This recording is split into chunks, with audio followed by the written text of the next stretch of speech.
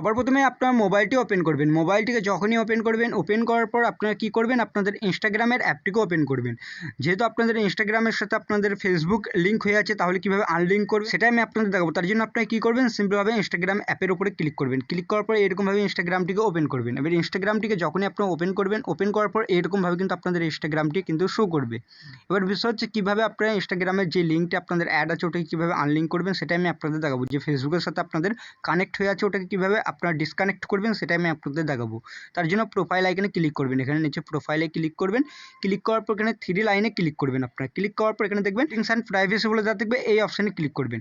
এবার যখনই ক্লিক করবেন, ক্লিক করার পর এরকম অপশান কিন্তু শো করবে। এখানে কী করবেন, সিম্পলভাবে অ্যাকাউন্ট সেন্টার বলে যা থাকবে এই অপশানে ক্লিক করবেন। ক্লিক করার পর এরকমভাবে কিছুটা ইন্টারফেস শো করবে। এখানে কী করবেন, সিম্পলভাবে আপনার অ্যাকাউন্ট অপশানে ক্লিক করে দেবেন। অ্যাকাউন্ট অপশানে যখনই ক্লিক করবেন, ক্লিক করার পর এরকমভাবে কিন্তু আপনাদের অ্যাকাউন্টগুলি শো হবে।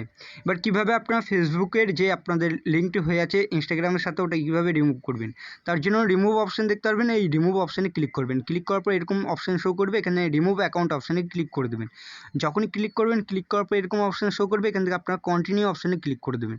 কন্টিনিউ করার পর এখানে রিমুভ বলে যা থাকবে এই রিমুভ অপশানে ক্লিক করে দেবেন। যখনই ক্লিক করবেন তখন দেখবেন আপনাদের সেই ফেসবুকটি এখান থেকে রিমুভ হয়ে যাবে আপনাদের ইনস্টাগ্রাম থেকে। ইনস্টাগ্রাম থেকে এরকমভাবে কিন্তু খুব সহজে আপনারা ফেসবুক রিমুভ করতে পারবেন বা এরকমভাবে কিন্তু ডিসকানেক্ট করতে পারবেন যদি কানেক্ট হয়ে থাকে।